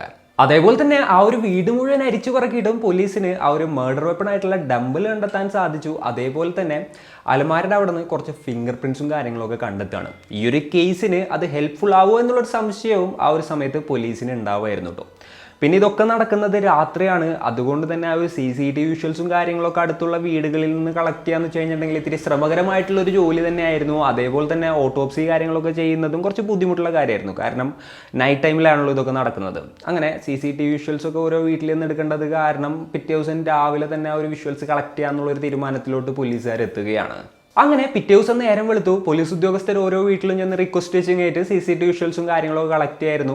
അതിൻ്റെ ഇടയിൽ ഓട്ടോപ്സിയും കാര്യങ്ങളൊക്കെ കഴിഞ്ഞിട്ടുണ്ടായിരുന്നു. അപ്പോൾ ഏകദേശം ഒരു 2-നും 3:30ക്കും ഇടയിലാണ് ഈ 2 മർഡറും നടന്നത് എന്നുള്ളത് വളരെ വ്യക്തമായിട്ട് ഓട്ടോപ്സി റിപ്പോർട്ടിലുണ്ടായിരുന്നു. അതേപോലെ തന്നെ എന്തോ ഒരു ഇരുമ്പിൻ്റെ ഒബ്ജക്റ്റ് വെച്ചിട്ട് തലക്കടിച്ചിട്ടാണ് ഇവരെ കൊലപ്പെടുത്തിയതെന്നുള്ളതും അതിലുണ്ടായിരുന്നു. യെസ്, അപ്പോൾ ആ ഒരു മർഡർ വെപ്പൺ ഡംബലാണെന്നുള്ളതും 100% പോലീസിന് കൺഫേം ആവുകയാണ്. അതേപോലെ തന്നെ ആ ഒരു ടൈമിങ്ങും പോലീസിന് ലഭിക്കുകയാണ്. അങ്ങനെ ആ ഒരു ടൈമിൻ്റെ അടുത്തുള്ള ടൈമിലും ആ ഒരു ടൈമിലൊക്കെ ആ ഒരു ഏരിയയിലോട്ട് പുതിയതായിട്ട് ആരെങ്കിലും വന്നിട്ടുണ്ടോ, സംശയാസ്പദമായിട്ടുള്ള രീതിയിൽ ആരെങ്കിലും വന്നിട്ടുണ്ടോ എന്നുള്ളത് കൂടുതൽ ഫോക്കസ് ചെയ്തിട്ട് പോലീസുകാർ CCTV വിഷ്വൽസും കാര്യങ്ങളൊക്കെ പരിശോധിക്കാനായിട്ട് തുടങ്ങുകയാണ്. ഇതിൻ്റെ ഒക്കെ ഇടയിൽ കൊല്ലപ്പെട്ടത് ഒരു എയർഫോഴ്സ് ഉദ്യോഗസ്ഥൻ്റെ ഫാമിലി മെമ്പേഴ്സ് ആയതുകൊണ്ട് തന്നെ എയർഫോഴ്സിൻ്റെ ഭാഗത്തു നിന്നും പോലീസിന് റിക്വസ്റ്റ് വരികയാണ് ഈ ഒരു കേസ് എത്രയും പെട്ടെന്ന് തീർപ്പാക്കുന്നതിന് വേണ്ടിയിട്ട് കേട്ടോ. അപ്പോൾ ആ ഒരു സമയത്ത് നോക്കുകയാണെന്നുണ്ടെങ്കിൽ ഈ ഒരു കൃഷ്ണകുമാറും ആളുടെ ഫാമിലിയും ഓട്ടോപ്സിയൊക്കെ കഴിഞ്ഞിട്ട് ബോഡി ഏറ്റുവാങ്ങുന്നതിന് വേണ്ടിയിട്ട് മോർച്ചറിയുടെ അവിടെ ഫോർമാലിറ്റീസൊക്കെ തീർക്കുന്നതിന് വേണ്ടിയിട്ട് കാത്തു നിൽക്കുകയായിരുന്നു. അങ്ങനെയുള്ള സമയത്ത് പോലീസുകാർ പാരലായിട്ട് CCTV വിഷ്വൽസും കാര്യങ്ങളൊക്കെ ഇങ്ങനെ പരിശോധിച്ച് വരുന്നുണ്ടായിരുന്നു. അതിൻ്റെ ഇടയിലാണ് ഒരു വിഷ്വല് അവർക്ക് ക്ലിക്കാവുന്നത്. സംഭവം എന്താണെന്ന് വെച്ച് കഴിഞ്ഞിട്ടുണ്ടെങ്കിൽ ഒരാളിങ്ങനെ നടന്നു പോകുന്നുണ്ട്. ആളുടെ ഫേസും കാര്യങ്ങളൊന്നും ക്ലിയർ അല്ല. അതേപോലെ തന്നെ ഒരു ബാഗൊക്കെ ആളുടെ കയ്യിലുണ്ട്. എന്താ പറയുക, ആളുടെ നടത്തവും കാര്യങ്ങളൊക്കെ കാണുമ്പോൾ ഒന്നും നോർമലല്ല. പിന്നെയും ആളെ ഫോക്കസ് ചെയ്തിങ്ങായിട്ട് കൂടുതലായിട്ടുള്ള CCTV വിഷ്വൽസും കാര്യങ്ങളൊക്കെ പരിശോധിക്കുകയാണ്. അപ്പോൾ ഒരു റിക്ഷയിൽ കയറിയിട്ട് ആൾ പോകുന്നതിൻ്റെ ഒരു വിഷ്വലും പോലീസിന് ലഭിക്കുകയാണ്. നിങ്ങൾ നോർത്തിലൊക്കെ പോയിട്ടുണ്ടെന്നുണ്ടെങ്കിൽ കണ്ടിട്ടുണ്ടാവും, എസ്പെഷ്യലി ഡൽഹി ആ ഒരു ഭാഗത്തൊക്കെ ഒരുപാടധികം റിക്ഷാസ് ഉണ്ട്. നമ്മളിവിടെ ഓട്ടോറിക്ഷ പോലെ തന്നെ അതിൽ കൂടുതലുണ്ടാവും. അതായത് അവിടെ ഓട്ടോ ഉണ്ട്, അതേപോലെ തന്നെ റിക്ഷയുണ്ട്. റിക്ഷ എന്ന് വെച്ച് കഴിഞ്ഞിട്ടുണ്ടെങ്കിൽ ഷോർട്ട് ഡിസ്റ്റൻസിന് വേണ്ടിയിട്ട് എന്താ പറയുക, കുറേ ആൾക്കാരെ കയറ്റാൻ പറ്റും, കുറേ സീറ്റും കാര്യങ്ങളൊക്കെ ഉണ്ടാവും. നിങ്ങളെല്ലാവരും അറിയുന്നൊരു സംഭവമായിരിക്കും. അപ്പോൾ അത്തരത്തിലുള്ളൊരു റിക്ഷയിൽ ഇയാൾ കയറി പോകുന്നതിൻ്റെ വിഷ്വലായിരുന്നു പോലീസിന് ലഭിച്ചിട്ടുണ്ടായിരുന്നത്. അത് ഫോക്കസ് ചെയ്ത് നോക്കിയപ്പോൾ സാരഥി എന്ന് പറയുന്ന ഒരു റിക്ഷയിലാണ് ആൾ കയറിപ്പോയിട്ടുള്ളതെന്ന് പോലീസിന് മനസ്സിലാക്കാനായിട്ട് സാധിച്ചു. അങ്ങനെ ആ ഒരു റിക്ഷയെയും റിക്ഷ ഡ്രൈവറെയും ട്രാക്ക് ചെയ്യാനായിട്ട് പോലീസുകാർ നോക്കുകയാണ്. വളരെ പെട്ടെന്ന് തന്നെ ആ ഒരു ഡ്രൈവറെയും അതേപോലെ തന്നെ ആ ഒരു വണ്ടിയെയും പോലീസിനെ ട്രാക്ക് ചെയ്യാനും സാധിച്ചു. അങ്ങനെ ആ ഒരു റിക്ഷക്കാരനോട് ഇൻസിഡന്റ് നടന്ന ദിവസം അവിടെ വന്നിട്ടുണ്ടായിരുന്നു എന്ന് ചോദിച്ചു. അപ്പോൾ ആൾ അങ്ങോട്ട് വന്നിട്ടുണ്ടായിരുന്നു. അവിടെ ഒരാളെ ഡ്രോപ്പ് ചെയ്യാനായിട്ട് ഏകദേശം ഒരു 3 മണി ടൈമിലായിരുന്നു താൻ അങ്ങോട്ട് എത്തിയതെന്ന് ആൾ പറയാണ്. അപ്പോൾ അതിനുശേഷം വേറെ ആരെങ്കിലും വണ്ടിയിൽ കയറിയോ എന്ന് ചോദിച്ചപ്പോൾ ഒരാൾ വന്നിങ്ങായിട്ട് വണ്ടിയിൽ കയറി അവിടെ നിന്ന് ഒരു 1-2 കിലോമീറ്റർ മാറിയിട്ടുള്ള മെട്രോ സ്റ്റേഷനിലോട്ട് ഇറക്കാനായിരുന്നു പറഞ്ഞിട്ടുണ്ടായിരുന്നത്. അപ്പോൾ ഞാൻ ആദ്യം 50 രൂപ പറഞ്ഞു. ആൾ 50 രൂപ പറ്റില്ല, 30 രൂപ തരാൻ പറ്റുള്ളൂ എന്ന് പറഞ്ഞു. അവസാനം ഞാൻ അതിന് ഓക്കെ പറഞ്ഞു. അങ്ങനെ ഞങ്ങൾ റിക്ഷയിൽ ഇങ്ങനെ പോയിക്കൊണ്ടിരിക്കുന്നതിൻ്റെ ഇടയിൽ ഞാൻ മിററിലൂടെ ആളുടെ മുഖം നോക്കിയപ്പോൾ ആളുടെ മുഖത്തൊക്കെ എന്തോ ബ്ലഡ് പോലെ എന്തോ തെറിച്ചതിൻ്റെ പാടുകളൊക്കെ ഉണ്ടായിരുന്നു. അതിനെക്കുറിച്ച് ഞാൻ ആളുടെ അടുത്ത് ചോദിച്ച സമയത്ത് ആൾ പ്രത്യേകിച്ച് എനിക്ക് മറുപടിയും കാര്യങ്ങളൊന്നും തന്നില്ല. ആൾ വേറെ ഏതോ ഒരു ലോകത്തായിരുന്നു. അതേപോലെ തന്നെ വല്ലാത്തൊരു എക്സ്പ്രഷൻ ആയിരുന്നു ആളുടെ മുഖത്തുണ്ടായിരുന്നത്. അത് ഞാൻ ആ ഒരു സമയത്ത് നോട്ട് ചെയ്തിട്ടുണ്ടായിരുന്നു എന്നുള്ള കാര്യം കൂടെ ഈ ഒരു റിക്ഷ ഡ്രൈവർ പോലീസിൻ്റെ അടുത്ത് പറയാണ്. അങ്ങനെ ആളെ എവിടെയാണ് ഡ്രോപ്പ് ചെയ്ത് തുടങ്ങിയിട്ടുള്ള കാര്യങ്ങളെല്ലാം തന്നെ പോലീസ് ഉദ്യോഗസ്ഥർ ഇയാളുടെ അടുത്ത് ചോദിച്ചു. കംപ്ലീറ്റ് കാര്യങ്ങളും ആൾക്ക് ഓർമ്മയുള്ളത് ആൾ പോലീസ് ഉദ്യോഗസ്ഥരുടെ അടുത്ത് പറയുകയും ചെയ്തു. അടുത്തതായിട്ട് ഈ ഒരു റിക്ഷക്കാരനോട് പോലീസ് ഉദ്യോഗസ്ഥർ ചോദിച്ചത് ആൾ പേയ്മെന്റ് തന്നത് എങ്ങനെയാണെന്നുള്ളതായിരുന്നു. അപ്പോൾ ആൾ പറഞ്ഞു ആൾക്ക് ആദ്യം ക്യാഷ് ആയിരുന്നു തന്നത്, എന്നാൽ അതിൻ്റെ ഉള്ളിൽ ഒരു 10 രൂപ കീറിയിട്ടുണ്ടായിരുന്നു. അപ്പോൾ ആ പൈസ ഞാൻ തിരിച്ചു കൊടുത്തിട്ട് ഈ പൈസ വേണ്ട വേറെ പൈസ തരാനായിട്ട് പറയുകയാണ്. എന്നാൽ ആളുടെ കയ്യിൽ വേറെ പൈസ ഇല്ലാത്തത് കൊണ്ട് ആൾ എനിക്ക് UPI വഴിയാണ് പൈസ അയച്ചു തന്നത് എന്നുള്ളൊരു കാര്യം പോലീസ് ഉദ്യോഗസ്ഥരുടെ അടുത്ത് ഇയാൾ പറയാണ്. അങ്ങനെ ഇയാളുടെ ട്രാൻസാക്ഷൻ ഡീറ്റെയിൽസും കാര്യങ്ങളൊക്കെ പോലീസുകാർ എടുക്കുകയാണ്. കറക്റ്റ് ആ ഒരു ടൈമിൽ ആ ട്രാൻസാക്ഷൻ നടത്തിയത് ആരാണെന്നുള്ളത് പോലീസുകാർ കണ്ടെത്തുകയാണ്. അതേപോലെ തന്നെ പോലീസുകാർ കറക്റ്റായിട്ട് ആളെ ട്രാക്ക് ചെയ്യുകയും ചെയ്തു. തൻ്റെ കയ്യിൽ നിന്നും അത്തരത്തിലുള്ളൊരു വാക്ക് വന്നതിലൂടെ ഈ ഒരു കേസ് തെളിയിക്കാൻ പറ്റുമെന്നുള്ളത് ആ സമയത്ത് ആ ഒരു ഓട്ടോറിക്ഷ ഡ്രൈവർ, അതായത് റിക്ഷ ഡ്രൈവർ കരുതിയിട്ട് പോലും ഉണ്ടാവില്ല. എന്തൊക്കെയാണെന്നുണ്ടെങ്കിലും ആളെ കണ്ട പോലീസ് ഉദ്യോഗസ്ഥർ തന്നെ ഞെട്ടിത്തെരിച്ചു പോവായിരുന്നു. അപ്പോൾ ഈ ഒരു റിക്ഷ ഡ്രൈവറെ ക്വസ്റ്റ്യൻ ചെയ്തതിന് ശേഷം പോലീസുകാർ നേരെ പോയത് എങ്ങോട്ടാന്ന് ചോദിച്ചു കഴിഞ്ഞിട്ടുണ്ടെന്നുണ്ടെങ്കിൽ മോർച്ചറിയുടെ അവിടെയോട്ടായിരുന്നു. ഈ ഒരു കൃഷ്ണകുമാറിൻ്റെ ഫാമിലിയും മറ്റുമൊക്കെ ബോഡി ഏറ്റുവാങ്ങുന്നതിന് വേണ്ടിയിട്ട് അവിടെ ആയിരുന്നല്ലോ നിൽക്കുന്നുണ്ടായിരുന്നത്. അപ്പോൾ അവിടെ ഈ ഒരു റിലേറ്റീവ്സിൻ്റെ ഇടയിൽ വിഷമിച്ച് നിൽക്കുന്ന ഏകദേശം ഒരു 33 വയസ്സ് പ്രായമുള്ള ഒരാളെ പോലീസുകാർ വിളിക്കുകയായിരുന്നു. ഈ ഒരു കേസിൻ്റെ കാര്യങ്ങളും മറ്റൊക്കെ ആയിട്ട് കുറച്ച് കാര്യങ്ങൾ ചോദിച്ചറിയാനുണ്ട്, റിലേറ്റീവ് അല്ലേ, അപ്പോൾ ഒന്ന് കൂടെ വരാനായിട്ട് പറഞ്ഞു. ആള് ഈ ഒരു പോലീസ് ഉദ്യോഗസ്ഥരുടെ കൂടെ പുറത്തോട്ട് ചെല്ലുകയാണ്. അങ്ങനെ പോലീസ് ഉദ്യോഗസ്ഥർ ആളെ നൈസായിട്ട് വണ്ടിയിൽ കയറ്റുകയാണ്. നമുക്ക് കുറച്ച് മാറി നിന്ന് സംസാരിക്കാമെന്ന് പറഞ്ഞു. അങ്ങനെ വണ്ടി എടുത്ത് പോകുന്നതിൻ്റെ ഇടയിൽ നിൻ്റെ വീട്ടിൽ പോയിട്ട് നമുക്ക് സംസാരിക്കാമെന്ന് പറഞ്ഞു. ഇതുകൂടെ കേട്ടപ്പോൾ ആളുടെ മുഖത്ത് ചെറുതായിട്ടൊരു പാനിക്കും കാര്യങ്ങളൊക്കെ വരികയാണ്. അങ്ങനെ ആൾ സ്വന്തം വീട്ടിലോട്ടുള്ള വഴിയും കാര്യങ്ങളൊക്കെ പറഞ്ഞു കൊടുത്തു. അങ്ങനെ ആളുടെ വീട്ടിലോട്ടെത്തി. അങ്ങനെ ഒരു പോലീസ് ഉദ്യോഗസ്ഥൻ അയാളെ ക്വസ്റ്റ്യൻ ചെയ്യായിരുന്നു. അതിൻ്റെ പാരലായിട്ട് ബാക്കിയുള്ള ഉദ്യോഗസ്ഥർ ആ ഒരു വീടും കാര്യങ്ങളൊക്കെ പരിശോധിക്കുകയായിരുന്നു. അപ്പോൾ ആ ഒരു സമയത്ത് തന്നെ ആളുടെ മുഖത്തുള്ള ആ ഒരു പരിഭ്രാന്തിയും ആ ഒരു ഭയവും എന്തൊക്കെയോ ഒരു സാധനങ്ങളൊക്കെ കറക്റ്റായിട്ട് ഉദ്യോഗസ്ഥർ നോട്ടും ചെയ്യുന്നുണ്ടായിരുന്നു. പോലീസ് ഉദ്യോഗസ്ഥർ ആളുടെ അടുത്ത് ചോദിച്ച പ്രധാനപ്പെട്ട ഒരു ചോദ്യം എന്തായിരുന്നു എന്ന് വെച്ച് കഴിഞ്ഞിട്ടുണ്ടെങ്കിൽ, ഈ മേർഡർ നടന്ന ദിവസം നീ ഏത് ഡ്രസ്സായിരുന്നു ധരിച്ചിട്ടുണ്ടായിരുന്നത് എന്നുള്ളതായിരുന്നു. ആ ഒരു ചോദ്യം കേട്ടപ്പോൾ തന്നെ താൻ പൂർണ്ണമായിട്ടും പെട്ടു എന്നുള്ളത് ആൾക്ക് മനസ്സിലായി. ആൾ മറുപടി പറയുന്നതിനുള്ളിൽ തന്നെ ബാക്കിയുള്ള പോലീസ് ഉദ്യോഗസ്ഥർ ആ ഒരു ഡ്രസ്സും കാര്യങ്ങളൊക്കെ കൊണ്ടുവരികയാണ്. ആൾ ഡ്രസ്സുമായി പറഞ്ഞ പോലെ തന്നെ ബ്ലഡ് സ്റ്റെയിൻസും കാര്യങ്ങളൊക്കെ ഉണ്ടായിരുന്നു. അതേപോലെ തന്നെ ആ ഒരു വീട് മുഴുവൻ പരിശോധിച്ചപ്പോൾ CCTV വിഷ്വലിൽ കണ്ട അതേപോലെ തന്നെയുള്ള ബാഗ് അവിടെ നിന്ന് കിട്ടുകയാണ്. ആ ഒരു ബാഗിൻ്റെ ഉള്ളിൽ നോക്കിയപ്പോൾ കുറച്ച് ടൂൾസും കാര്യങ്ങളൊക്കെ കിട്ടിയിട്ടുണ്ടായിരുന്നു. ആ ടൂൾസും മറ്റൊക്കെ ഉപയോഗിച്ചിട്ടായിരുന്നു അലമാരിയും കാര്യങ്ങളൊക്കെ കുത്തി പൊളിച്ചിട്ടുണ്ടായിരുന്നത്. കാരണം ആ ഒരു അലമാരിയുടെയൊക്കെ ലോക്ക് പൊളിച്ചിട്ടായിരുന്നു ആൾ അലമാരി തുറന്നിട്ടുണ്ടായിരുന്നത്. എന്നാൽ അതിൻ്റെ ഉള്ളിൽ നിന്നൊന്നും മോഷ്ടിച്ചിട്ടും ഉണ്ടായിരുന്നില്ല. അങ്ങനെ കൊലപാതകയെ പിടികൂടിയ ശേഷം പോലീസുകാർ കൃഷ്ണകുമാറിനെ വിവരമറിയിക്കുകയാണ്. ആ ഒരു കൊലപാതകി ആരാണെന്ന് അറിഞ്ഞ കൃഷ്ണകുമാർ അക്ഷരാർത്ഥത്തിൽ ഞെട്ടിത്തെരിച്ച് പോവുകയാണ്. അത് വേറെ ആരും ആയിരുന്നില്ല, 33 വയസ്സുള്ള അഭിഷേക് വർമ്മ എന്ന് പറയുന്ന ഒരു പയ്യനായിരുന്നു. ആ പയ്യൻ ആരാണെന്ന് ചോദിച്ചു കഴിഞ്ഞാൽ ബബിതയുടെ ബ്രദറിൻ്റെ മകനായിരുന്നു. യെസ്, സ്വന്തം അനന്തരവനായിരുന്നു ബബിതയെ കൊലപ്പെടുത്തിയതും. ആ പയ്യൻ തന്നെയായിരുന്നു തൻ്റെ സ്വന്തം കസിനെ കൊലപ്പെടുത്തിയിട്ടുണ്ടായിരുന്നത്. അങ്ങനെ പോലീസ് ഉദ്യോഗസ്ഥർ അഭിഷേകിനെ നല്ല രീതിയിൽ ക്വസ്റ്റ്യൻ ചെയ്യായിരുന്നു. അപ്പോഴാണ് എന്തിനാണ് ഈ ഒരു കൊലപാതകം ചെയ്തത്, എങ്ങനെയാണ് ഈ ഒരു കൊലപാതകം ചെയ്തത് തുടങ്ങിയിട്ടുള്ള എല്ലാ കാര്യങ്ങളും പോലീസിന് വ്യക്തമായിട്ട് മനസ്സിലായത്. അപ്പോൾ ഈ ഒരു ജൂലൈ 6-ാം തീയതി ഈ പയ്യൻ എന്താ ചെയ്തതെന്ന് വെച്ച് കഴിഞ്ഞിട്ടുണ്ടെന്നുണ്ടെങ്കിൽ, ഡൽഹി ബുരാരി നിങ്ങൾ കേട്ടിട്ടുണ്ടാകും. ബുരാരി കേസൊക്കെ ഭയങ്കര ഫേമസ് ആയിട്ടുള്ളൊരു കേസായിരുന്നു. അതിനെക്കുറിച്ച് ഇങ്ങനെ കുറേ നാൾ മുന്നേ നമ്മളൊരു വീഡിയോ ചെയ്തിട്ടുണ്ടായിരുന്നു. അപ്പോൾ ആ ഒരു ഏരിയയിലായിരുന്നു ആ പയ്യൻ ഉണ്ടായിരുന്നത്. അവിടെ നിന്ന് ഏകദേശം ഒരു മണിക്കൂറോളം ട്രാവൽ ചെയ്തിട്ട് ഇവരുടെ വീടിൻ്റെ അവിടെ നിന്ന് കുറച്ച് മാറിയിട്ടുള്ളൊരു മെട്രോ സ്റ്റേഷൻ്റെ അവിടെ ആ പയ്യൻ്റെ ബൈക്ക് പാർക്ക് ചെയ്യായിരുന്നു. എന്നിട്ട് അവിടെ നിന്ന് ഒരു ഓട്ടോ പിടിച്ചിട്ടായിരുന്നു തൻ്റെ എന്താ പറയുക അമ്മായി താമസിക്കുന്ന സ്ഥലത്തോട്ട് ആ പയ്യൻ എത്തിയിട്ടുണ്ടായിരുന്നത്. അതായത് ആ ബൈക്കും കൊണ്ട് വന്നു കഴിഞ്ഞിട്ടുണ്ടെന്നുണ്ടെങ്കിൽ CCTVയിൽ പെട്ട് നമ്പറൊക്കെ വെച്ച് കഴിഞ്ഞിട്ട് തന്നെ തപ്പി കണ്ടുപിടിക്കാനുള്ള ചാൻസ് ഉണ്ട് എന്നുള്ളൊരു കാര്യം ഓൾറെഡി ആ പയ്യൻ്റെ മൈൻഡിലുണ്ടായിരുന്നു. അതുകൊണ്ടാണല്ലോ ആ പയ്യൻ ഓട്ടോ എടുത്ത് വന്നത്. എന്നിട്ട് നേരെ തന്നെ അവരുടെ വീട്ടിലോട്ട് കയറിയ സമയത്ത് പറഞ്ഞ പോലെ തന്നെ അന്തരവനാണ്. അപ്പോൾ ആ ഒരു പയ്യനോട് വാടാ വീട്ടിൽ കയറിയിരിക്കാനായിട്ട് പറയുകയാണ്. അങ്ങനെ ഇവർ നേരെ കിച്ചണിലോട്ട് പോയി കഴിഞ്ഞിട്ട് വർക്ക് ചെയ്യുന്നതിൻ്റെ ഇടയിലാണ് അവിടെ ഉണ്ടായിരുന്ന ഒരു ഡമ്പൽ എടുത്തിട്ട് ആ സ്ത്രീയുടെ തലക്കടിക്കുന്നത്. അതായത് ഇവർ രണ്ടുപേരും സംസാരിച്ചുകൊണ്ടിരിക്കുകയായിരുന്നു, അവർ വർക്ക് ചെയ്യായിരുന്നു. അപ്പോൾ തീരെ പ്രതീക്ഷിക്കാതെ ആയിരുന്നു ആ ഒരു സ്ത്രീയെ ഡമ്പൽ വെച്ച് തലക്കടിച്ച് ഈ പയ്യൻ കൊലപ്പെടുത്തിയത്. അപ്പോൾ ആ ഒരു സൗണ്ടും കാര്യങ്ങളൊക്കെ കേട്ടിട്ട് ഓൾറെഡി ലാപ്ടോപ്പിൽ എന്താ പറയുക വർക്ക് ചെയ്തുകൊണ്ടിരുന്നിരുന്ന ഈ പയ്യനുണ്ടല്ലോ ഇവരുടെ മകൻ, ആ മകൻ എന്താണ് ആ ഒച്ച എന്ന് പറഞ്ഞു കഴിഞ്ഞിട്ട് ആ ഒരു ഇയർഫോണൊക്കെ ഊരി വെച്ച് കഴിഞ്ഞിട്ട് നൈസായിട്ട് ഇങ്ങനെ എഴുന്നേറ്റ് വരുന്നതിൻ്റെ ആ ഇടയിൽ ഈ അഭിഷേക് നേരെ തന്നെ ആ പയ്യനെയും അറ്റാക്ക് ചെയ്യുകയാണ്. അതേപോലെ തന്നെ സ്പോട്ടിൽ ആ ഒരു പയ്യനെയും കൊലപ്പെടുത്തുകയും ചെയ്തു. യെസ്, കുറച്ച് മിനിറ്റുകൾക്കുള്ളിലാണ് ബബിതയെയും ഗൗരവിനെയും ഈ ഒരു അഭിഷേക് ഡമ്പൽ വെച്ച് തലക്കടിച്ച് കൊലപ്പെടുത്തിയത്. അതിനുശേഷം ആ പയ്യൻ എന്താ ചെയ്തതെന്ന് വെച്ച് കഴിഞ്ഞിട്ടുണ്ടെന്നുണ്ടെങ്കിൽ അതൊരു മോഷണ സെറ്റപ്പാണെന്ന് വരുത്തി തീർക്കുന്നതിന് വേണ്ടിയിട്ട് തൻ്റെ കയ്യിലുണ്ടായിരുന്ന ടൂൾസും കാര്യങ്ങളൊക്കെ ഉപയോഗിച്ചിട്ട് ആ ഒരു അലമാരയും കാര്യങ്ങളൊക്കെ കുത്തി തുറന്നു, ഡ്രസ്സും കാര്യങ്ങളൊക്കെ അവിടെ ഇവിടെ ഒക്കെ വലിച്ചെറിഞ്ഞിട്ടു. അതേപോലെ തന്നെ തൻ്റെ ഫിംഗർ പ്രിൻറ്റ്സോ കാര്യങ്ങളൊന്നും കിട്ടാതിരിക്കുന്നതിന് വേണ്ടിയിട്ട് അവിടെ കംപ്ലീറ്റ് ആയിട്ട് ക്ലീൻ ചെയ്തു. ഇനിയിപ്പോൾ ഈ ഒരു എന്താ പറയുക മർഡർ വെപ്പെടുമ്പോൾ തൻ്റെ DNA ഫിംഗർ പ്രിൻറ്റോ എന്തെങ്കിലുമൊക്കെ ഉണ്ടാവുമോ എന്നുള്ളൊരു സംശയത്തിൽ ആ ഒരു പയ്യൻ നേരെ തന്നെ എടുത്തിങ്ങേറ്റ് അത് വെള്ളത്തിലിട്ടിങ്ങേറ്റ് കഴുകുകയായിരുന്നു. എന്നിട്ടും വെള്ളം കുറേ ഒഴിച്ചൊരു ബക്കറ്റിലാക്കി വെച്ചു. അപ്പോൾ അത് പിന്നെ പരിശോധിച്ച് കഴിഞ്ഞിട്ടുണ്ടെങ്കിൽ ഫിംഗർ പ്രിൻറ്റോ ബാക്കിയുള്ള സാധനങ്ങളൊന്നും കിട്ടില്ലല്ലോ, താൻ കഴുകിയതാണല്ലോ എന്നുള്ളൊരു തോട്ടായിരുന്നു ആ പയ്യൻ അപ്പോൾ ഉണ്ടായത്. ഇതൊക്കെ ചെയ്തതിന് ശേഷം ആ ഒരു CCTVയുടെ DVR എടുത്തുകഴിഞ്ഞിട്ട് നേരെ തന്നെ ആ ഒരു വീട്ടിൽ നിന്നും ആ പയ്യൻ ഇറങ്ങി നടക്കുകയായിരുന്നു. അപ്പോഴായിരുന്നു ആ ഒരു റിക്ഷ കാണുന്നതും അതേപോലെ തന്നെ ആൾ 50 രൂപ പറയുന്നതും ഈ ഒരു പയ്യൻ 30 രൂപ കൊടുക്കാൻ പറ്റുള്ളൂ എന്ന് പറയുന്നതും അതേപോലെ തന്നെ ആ ഒരു റിക്ഷയിൽ കയറുന്നതും അതിനുശേഷം നേരെ തന്നെ ആ ഒരു മെട്രോയുടെ അവിടെ പോയി ഇറങ്ങുന്നതും പിന്നീട് ക്യാഷ് കൊടുത്ത സമയത്ത് ആ ഒരു 10 രൂപ നോട്ട് കീറിയിട്ടുണ്ടായിരുന്നത് കാരണം UPI വഴി ട്രാൻസാക്ഷൻ ചെയ്യേണ്ടുന്ന ഒരു നിർബന്ധിതാവസ്ഥ വരികയാണ്.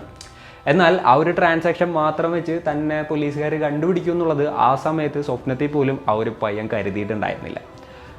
അങ്ങനെ എന്തൊക്കെയാണെന്നുണ്ടെങ്കിലും ആൾക്ക് പൈസ കൊടുത്തു. അതിനുശേഷം ആ ഒരു പയ്യൻ തൻ്റെ വണ്ടി എടുത്ത് പോകുന്നതിൻ്റെ ഇടയിൽ ഒരു എന്താ പറയുക വേസ്റ്റും കാര്യങ്ങളൊക്കെ കിടക്കുന്ന ഒരു കാനഡ ആ ഒരു ഭാഗത്ത് ആ ഒരു CCTVയുടെ DVRും കാര്യങ്ങളൊക്കെ ഉപേക്ഷിച്ചിട്ട് ആ പയ്യൻ തൻ്റെ വീട്ടിലോട്ട് പോവാണ്. അങ്ങനെ വീട്ടിലെത്തി ഇങ്ങനെ ഇരിക്കുന്ന സമയത്തായിരുന്നു ഈ ഒരു കൃഷ്ണകുമാർ വിളിക്കുന്നത്. അതായത് ഈ ഒരു ഗൗരവും അതേപോലെ തന്നെ ബബിതയും മരിച്ചു എന്നുള്ളൊരു കാര്യം പറഞ്ഞുകൊണ്ട്. ഇപ്പോൾ റിലേറ്റീവാണ്, കുറച്ചപ്പുറത്ത് മാറിയിട്ടാണ് താമസിക്കുന്നത്. ഈ ഒരു വിവരം അറിഞ്ഞ് ഷോക്കായ പോലെ അഭിനയിച്ച് നേരെ തന്നെ ആ ഒരു പയ്യൻ തൻ്റെ എന്താ പറയുക അങ്കിളിൻ്റെ അടുത്തോട്ട് എത്തുകയായിരുന്നു. എന്നിട്ട് അവിടെയുള്ള ബാക്കിയുള്ള എല്ലാ കാര്യങ്ങളിലും അങ്കിളിന് സപ്പോർട്ടായിട്ട് ആ പയ്യൻ അവിടെ തന്നെ നിൽക്കുന്നുണ്ടായിരുന്നു. പോലീസുകാരങ്ങനെ ആ ഒരു CCTV വിഷ്വൽസും കാര്യങ്ങളൊക്കെ അടങ്ങിയ DVR എവിടെയാണ് കളഞ്ഞതെന്നുള്ളത് ഈ പയ്യൻ്റെ അടുത്ത് ചോദിച്ചു. ആ പയ്യൻ ആ ഒരു ലൊക്കേഷനും കാര്യങ്ങളൊക്കെ പറഞ്ഞു കൊടുക്കുകയാണ്. അവിടെ ഫുള്ളായിട്ട് അരിച്ച് പറക്കിയിട്ട് ആ ഒരു സാധനം പോലീസുകാർ കണ്ടെടുക്കുകയാണ്. അതിനുശേഷം ലാബിലോട്ട് അയച്ചിട്ട് അതിൻ്റെ ഉള്ളിലുള്ള ഫുട്ടേജസും കാര്യങ്ങളൊക്കെ റിക്കവർ ചെയ്യുകയും ചെയ്തു. അപ്പോൾ ആ ഒരു പയ്യൻ വീട്ടിലോട്ട് കയറുന്നതിൻ്റെ വിഷ്വൽസും കാര്യങ്ങളൊക്കെ വളരെ വ്യക്തമായിട്ട് തന്നെ അതിൻ്റെ ഉള്ളിൽ പതിഞ്ഞിട്ടുണ്ടായിരുന്നു. അപ്പോൾ ഈ ഒരു അഭിഷേക് വർമ്മ എന്ന് പറയുന്ന 33 വയസ്സുള്ള ഈ ബബിതയുടെ സഹോദരൻ്റെ മകനാണ് ഈ ഒരു കൊലപാതകം ചെയ്തതെന്നുള്ളത് വ്യക്തമായി. പക്ഷേ എന്തിനാണ് ഈ ഒരു പയ്യൻ ഇത്തരത്തിലുള്ള ഒരു കൊലപാതകം ചെയ്തത്?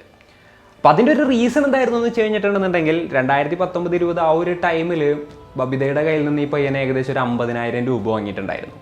തൻ്റെ സഹോദരിയുടെ കല്യാണം നടത്തുന്നതിന് വേണ്ടിയിട്ടായിരുന്നു ആ പൈസയും കാര്യങ്ങളൊക്കെ വാങ്ങിയിട്ടുണ്ടായിരുന്നത്. എന്നാൽ പറഞ്ഞ സമയത്തിന് ആ പയ്യന് ആ പൈസ തിരിച്ചു കൊടുക്കാനായിട്ട് പറ്റിയിട്ടുണ്ടായിരുന്നില്ല. പയ്യന് ചെറിയ ബിസിനസ്സും കാര്യങ്ങളൊക്കെ ആയിരുന്നു. ഒരു കോസ്മെറ്റിക് ഷോപ്പ് വെച്ചിട്ട് റൺ ചെയ്യായിരുന്നു. അതിൻ്റെ ഉള്ളിൽ നിന്നും വട്ടച്ചിലവും വീട്ടിലത്തെ കാര്യങ്ങളൊക്കെ നടന്നു പോകുക എന്നുള്ളതല്ലാണ്ട് വലിയ പ്രത്യേകിച്ച് ഒരു വരുമാനം നല്ല രീതിയിലൊന്നും ഉണ്ടായിരുന്നില്ല. അതായത് ഭയങ്കര സ്ട്രഗ്ലിംഗ് ആയിട്ടുള്ള ഒരു ബിസിനസ്സുകാരനായിരുന്നു. അതുകൊണ്ട് തന്നെ ഈ പയ്യന് ആ പൈസ തിരിച്ചു കൊടുക്കാനായിട്ട് പറ്റുന്നുണ്ടായിരുന്നില്ല. പിന്നെ അവരുടെ ഫാമിലിയുടെ ഒക്കെ ഒരു കാര്യം പറയുകയാണെന്നുണ്ടെങ്കിൽ ഈ ഒരു ബബിതയുടെ ഫാമിലി മാത്രമാണ് അവരുടെ എൻ്റയർ ഫാമിലിയിൽ അത്യാവശ്യം ഫൈനാൻഷ്യലൊക്കെ നല്ല സെറ്റിൽഡ് ആയിട്ടുള്ളത്. ബാക്കിയുള്ളവരൊക്കെ ഒരു മിഡിൽ ക്ലാസ് അല്ലാന്നുണ്ടെങ്കിൽ ഒരു ലോവൽ മിഡിൽ ക്ലാസ് പാവപ്പെട്ട ആൾക്കാരൊക്കെയാണ്. അപ്പോൾ അവരുടെ കയ്യിൽ നിന്ന് സ്വാഭാവികമായിട്ട് ഇതേപോലെ തന്നെ ഒരു ആവശ്യം വന്നപ്പോൾ ആ പയ്യൻ പൈസ വാങ്ങിച്ചു തിരിച്ചു കൊടുക്കാമെന്നായിരുന്നു വിചാരിച്ചിട്ടുണ്ടായിരുന്നു. എന്നാൽ കൊടുക്കാൻ പറ്റാതായ സമയത്ത് ഈ ഒരു ബബിത ചെയ്ത കാര്യങ്ങൾ എന്തൊക്കെയായിരുന്നു എന്ന് വെച്ച് കഴിഞ്ഞിട്ടുണ്ടെന്നുണ്ടെങ്കിൽ ഏതെങ്കിലുമൊക്കെ ഒരു ഫംഗ്ഷന് പോകുമ്പോഴോ അല്ലാന്നുണ്ടെങ്കിൽ ആൾക്കാരൊക്കെ കൂടുന്ന സമയത്ത് ഈ ഒരു പയ്യനൊക്കെ കാണുന്ന സമയത്ത് ഈ പയ്യൻ്റെ അടുത്ത് ഈ ഒരു പൈസയുടെ കാര്യം എടുത്തിടും. അപ്പോൾ ആൾക്കാരുടെ ഇടയിൽ വെച്ച് ഇങ്ങനെ നാണം കെടുത്തും. പൈസ നിനക്ക് തിരിച്ചു തരാൻ പറ്റില്ല എന്നുണ്ടായിരുന്നെങ്കിൽ എന്തിനാണ് നീ പൈസ വാങ്ങിയത്? പൈസ ഇല്ലാത്ത ആൾക്കാർ അങ്ങനെ ജീവിക്കണം. വെറുതെ അവിടെ നിന്നൊക്കെ പൈസ വാങ്ങിയിട്ട് എന്തിനാണ് സഹോദരിയുടെ കല്യാണം ആർഭാടകരമായിട്ട് നടത്തിയത് തുടങ്ങിയിട്ടുള്ള കാര്യങ്ങളൊക്കെ ബബിത ചോദിക്കാറുണ്ടായിരുന്നു. ഇതൊക്കെ കൊണ്ട് തന്നെ ബബിതയുടെ അടുത്ത് ഭയങ്കര ഒരു ദേഷ്യ പയ്യൻ ഉണ്ടാവുകയാണ്. അതായത് ഓൾറെഡി അവർ റിച്ച് ആണ്. എൻ്റെ കയ്യിൽ നിന്നുള്ള ഒരു 50,000 കിട്ടിയിട്ട് അവർക്ക് പ്രത്യേകിച്ചൊന്നും ചെയ്യാനില്ല. അതേപോലെ തന്നെ ഞാൻ ഈ 50,000 കൊടുക്കൂല എന്നൊന്നും പറഞ്ഞിട്ടില്ലല്ലോ. എൻ്റെ കയ്യിൽ പൈസ കിട്ടുന്ന സമയത്ത് ഞാൻ പതുക്കെയാണെന്നുണ്ടെങ്കിലും തിരിച്ചു കൊടുക്കും. ഇനിയിപ്പോൾ പൈസ അവർക്ക് വേണം എന്തെങ്കിലും ഇതുണ്ടെന്നുണ്ടെങ്കിൽ ഡയറക്റ്റായിട്ട് എൻ്റെ അടുത്ത് വന്ന് പറഞ്ഞു കഴിഞ്ഞിട്ടുണ്ടെന്നുണ്ടെങ്കിലും കുഴപ്പമൊന്നുമില്ല. പക്ഷേ എപ്പോഴും റിലേറ്റീവ്സിൻ്റെ ഇടയിൽ വെച്ച് ഇങ്ങേറ്റ് നാണം കെടുത്തുന്നത് പതിവാക്കിയപ്പോഴാണ് ഈ പയ്യന് ഇതേപോലെ തന്നെ ഒരു പക തോന്നുന്നതും. അപ്പോൾ എന്താ പറയുക, ഇനി ഇങ്ങനെ പറയരുത് എന്ന് പറയുന്നതിന് വേണ്ടിയിട്ടായിരുന്നു ആ ഒരു പയ്യൻ നേരെ അങ്ങോട്ട് എത്തിയത്. എന്നാൽ അതിൻ്റെ ഇടയിൽ വീണ്ടും വാക്കുതർക്കുണ്ടായി. ഇനിയും താൻ അങ്ങനെ തന്നെ ചെയ്യുമെന്ന് ബബിത പറഞ്ഞ സമയത്താണ് ക്ഷുഭിതനായിട്ട് ആ പയ്യൻ ആ ഒരു ഡമ്പലെടുത്തിങ്ങേറ്റ് തലക്കടിച്ച് ആ ഒരു സ്ത്രീയെ കൊലപ്പെടുത്തിയതെന്നും ആ ഒരു സൗണ്ട് കേട്ട് വന്നപ്പോൾ എന്തായാലും ഗൗരവ് ഇത് കണ്ടല്ലോ, അല്ലാതെ ഇത് കാണുമല്ലോ, അപ്പോൾ താൻ എന്തായാലും പെടുമല്ലോ, അതുകൊണ്ടാണ് ഗൗരവിനെയും കൊലപ്പെടുത്തിയിട്ട് അവിടെ നിന്ന് മുങ്ങിയതെന്നുള്ളൊരു രീതിയിലായിരുന്നു ഈ ഒരു പയ്യൻ പോലീസിൻ്റെ അടുത്ത് പറഞ്ഞത്. എന്നാൽ പോലീസുകാർ നോക്കുമ്പോൾ എന്താ പറയുക, ഈ പയ്യൻ പറയുന്നത് പോലെ എല്ലാ കാര്യങ്ങളും, അതായത് ഇതൊരു പ്ലാൻഡ് മേർഡർ അല്ല എന്നുള്ള രീതിയിലുള്ള കാര്യങ്ങളായിരുന്നു ഈ പയ്യൻ പറഞ്ഞിട്ടുണ്ടായിരുന്നത്. എന്നാൽ പോലീസുകാർ നോക്കുന്ന സമയത്ത് കറക്റ്റായിട്ട് ആ പയ്യൻ്റെ വണ്ടി നേരെ എന്താ പറയുക ഇവിടെ വെച്ചിട്ടുണ്ട്, മെട്രോ സ്റ്റേഷൻ്റെ അവിടുത്തെ പാർക്കിങ്ങിൽ വെച്ചിട്ടുണ്ട്. എന്നിട്ടാണ് അവൻ നേരെ തന്നെ ഈ ഒരു അമ്മായിയുടെ വീട്ടിലോട്ട് വന്നിട്ടുണ്ടായിരുന്നത്. അതേപോലെ തന്നെ ഓൾറെഡി അലമാരയും കാര്യങ്ങളൊക്കെ തുറക്കാനുള്ള ടൂൾസൊക്കെ ആ പയ്യൻ്റെ കയ്യിലുണ്ടായിരുന്നു. അപ്പോൾ ഓൾറെഡി ഇത് പ്ലാൻഡ് മേർഡർ തന്നെയാണ്. മേർഡർ മോട്ടീവൊക്കെ ചെയ്യുകയാണെന്നുണ്ടെങ്കിലും ഇതൊരു എന്താ പറയുക പെട്ടെന്നുണ്ടായ ഒരു മേർഡർ അല്ല, ഒരു വെൽ പ്ലാൻഡ് മേർഡർ ആണെന്നുള്ളൊരു നിഗമനത്തിലോട്ട് തന്നെയായിരുന്നു തെളിവുകളുടെ അടിസ്ഥാനത്തിൽ പോലീസുകാരെത്തിയത്. അങ്ങനെ ഇയാൾക്കെതിരെയുള്ള തെളിവുകളും കാര്യങ്ങളൊക്കെ കോടതിയിൽ ഹാജരാക്കി. എന്തൊക്കെയാണെങ്കിലും അഭിഷേക് വർമ്മ ഇപ്പോൾ ജയിലിലാണ്, കേസും കാര്യങ്ങളൊക്കെ നടന്നുകൊണ്ടിരിക്കുകയാണ്. അപ്പോൾ ഇന്നത്തെ ഒരു വീഡിയോയിൽ ഇത്രയൊക്കെയാണ് പറയാനുള്ളത്. ഈ ഒരു സ്റ്റോറിയും കാര്യങ്ങളൊക്കെ കേട്ടപ്പോൾ നിങ്ങൾക്ക് എന്താണ് തോന്നിയത്? നിങ്ങളുടെ തോട്ട്സും മറ്റും എന്തൊക്കെയാണെന്നുണ്ടെങ്കിലും താഴെ കമൻറ്റുകളായിട്ട് രേഖപ്പെടുത്തുക. അപ്പോൾ and it's me signing off. Peace. Stay peaceful guys, stay safe.